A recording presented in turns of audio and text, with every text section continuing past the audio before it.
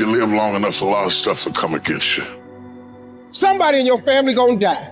Somebody in here gonna get fired. Somebody here gonna get an eviction notice. Somebody gonna get laid off. Somebody company gonna close. Somebody you love gonna break up with you. That's life. But what you gonna do about it though? Life has a way of humbling you. Life will make you shut up. Life will mute you, shut you down. Because all of us, if you live long enough, will go through a period of feeling so overwhelmed that you think of one more thing, if the phone rings one more time, if I get another text, if I get another email, and sooner or later you feel, oh God, just get me out of this.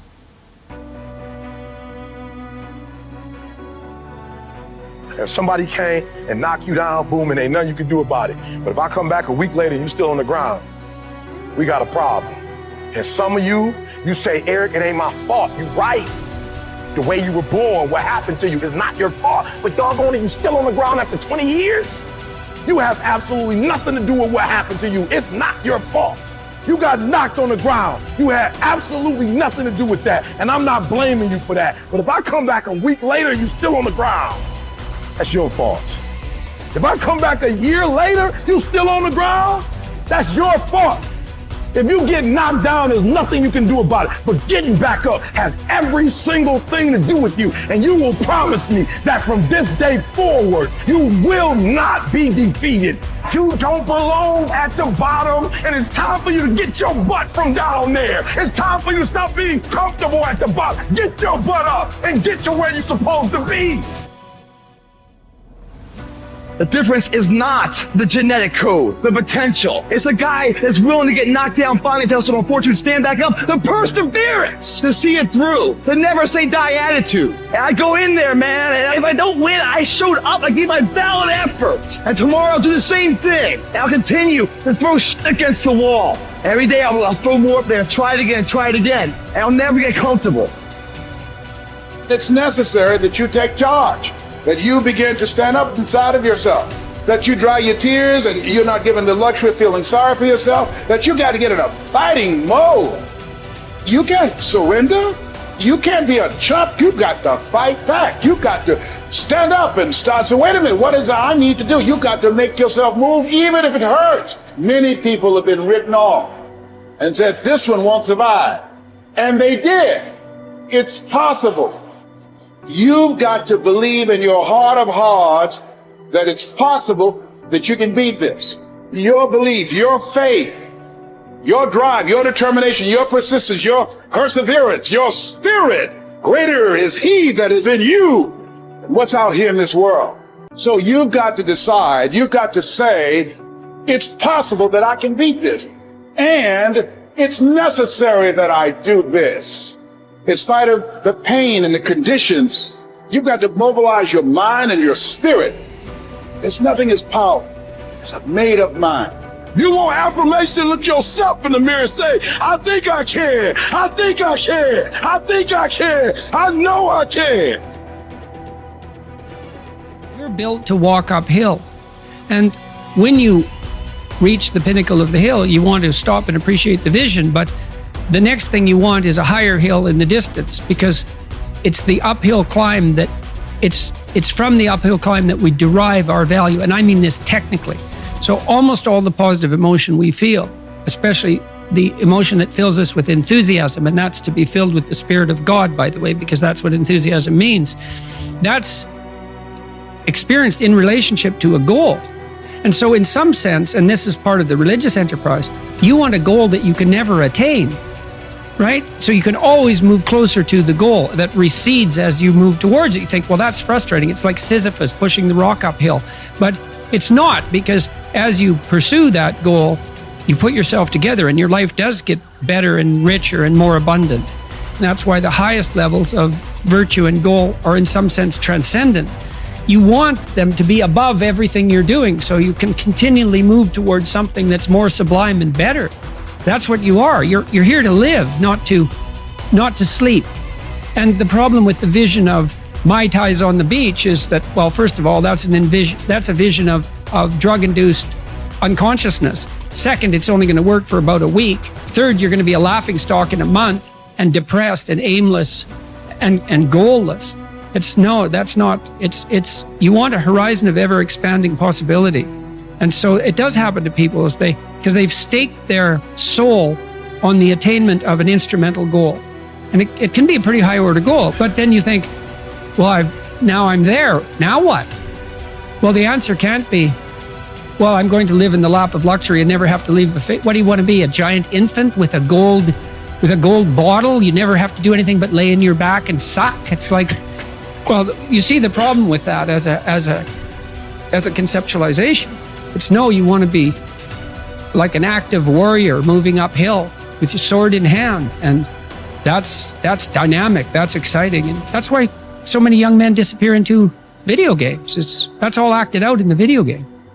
So they have to act that out in their own life. Not that I despise video games, because I don't, but they're not a substitute for life. They might be good training under some conditions for life.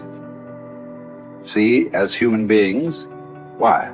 The only reason why we are dominating every other creature, including massive creatures, much bigger than us, more powerful, faster, quicker, in strength, in capabilities, why we are dominating all of them is our ability to use tools, isn't it?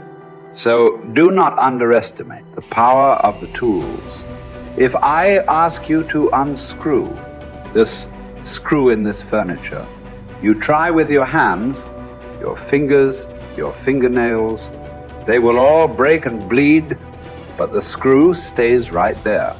I give you a little screwdriver, but you don't know how to use.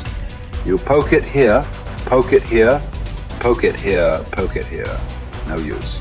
Only if you put it right there and use it the way you must use it, suddenly another world, isn't it? Right now, the greatest tools that we have in our hand is our own body, our mind, our emotions, our energy. These are our tools. If you harness these tools well, you will live wonderfully. If you don't harness them, you will live badly. If these tools turn against you, you will live terrible. Right now, what is it that human beings are largely suffering? No great amount of suffering is coming to you from outside. Everything is on self-help, isn't it? Poking yourself. Why? Because we gave you a sharp mind. If we had given you the brains of an earthworm, you would also be very peaceful. But to develop this level of cerebral capability, it took millions of years of evolution to get you here, isn't it? I want you to just imagine from a single celled amoeba to make you like this, how much work. And now you suffer this result. Essentially, what you're suffering is your own cerebral activity, isn't it? You have an intelligence for which you don't have a stable enough base, so it's poking you. Instead of being useful to you, it is poking you simply because this base is not stable. So one thing is to create a stable base so that this intelligence works for you. We have a huge frontal lobe, and it's 40% of our entire brain. And most people, when they have a thought, they just think that that's the truth. And I think one of my greatest realizations in my own journey was just because you have a thought doesn't necessarily mean it's true. So if you think 60 to 70,000 thoughts in one day, and we do, and 90% of those thoughts are the same thoughts as the day before, and you believe that your thoughts have something to do with your destiny, your life's not going to change very much, because the same thought leads to the same choice leads to the same behavior creates the same experience, and the same experience produces the same emotion. And so then the act of becoming conscious of this process to begin to become more aware of how you think, how you act, and how you feel. It's called metacognition. And so then, why is that important? Because the more conscious you become of those unconscious states of mind and body, the less likely you're going to go unconscious during the day. And that thought is not going to slip by your awareness unchecked. because it means to know thyself. The word meditation means to become familiar with. So as you become familiar with the thoughts, the behaviors, and the emotions of the old self, you're retiring that old self. As you fire and wire new thoughts and condition the body into a new emotional state, if you do that enough times, it'll begin to become familiar to you. So it's so important, just like a garden. If you're planting a garden, you got to get rid of the weeds. You got to take the plants from the past year and you got to pull them out. The rocks that sift to the top that are like our emotional blocks, they have to be removed. The soil has to be tenderized and broken down. You have to make room to plant a new garden. So primarily, we learn the most about ourselves and others when we're uncomfortable. Because the moment you move into that uncomfortable state, normally a program jumps in. When that program jumps in, it's because the person doesn't want to be in the present moment and engage it consciously. So when you teach people how to do that with the meditative process, it turns out that when they're in their life, they're less likely to emotionally react. They're less likely to be so rigid and believe the thoughts they were thinking. They're more aware of when they go unconscious back into a habit, and that is what starts the process of change. And so we have to unlearn before we relearn. We have to break the habit of the old self before we reinvent a new self. We have to prune synaptic connections and sprout new connections. We have to unfire and unwire and refire and rewire. We have to unmemorize emotions that are stored in the body, then recondition the body to a new mind and to a new emotion, like deprogram and reprogram. That's the act, and it's a two-step process.